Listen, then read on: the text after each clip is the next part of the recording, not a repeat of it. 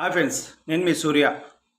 Friends, చాలామంది ఇప్పుడు బయట వడ్డీలు తీసుకొని ఇప్పుడు డబ్బులు అవసరం పడినాయి మనకి.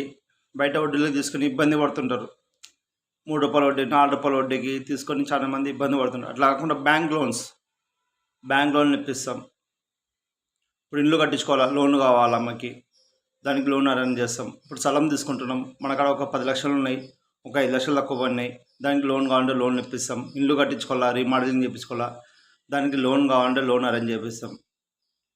మొత్తం బ్యాంక్లో టైప్లో ఉంటాయి. మనకి ఆ బ్యాంక్లో వడ్డీ ఇంట్రెస్ట్ తక్కువ పడితే ఆ బ్యాంక్లో ఇప్పిస్తాం.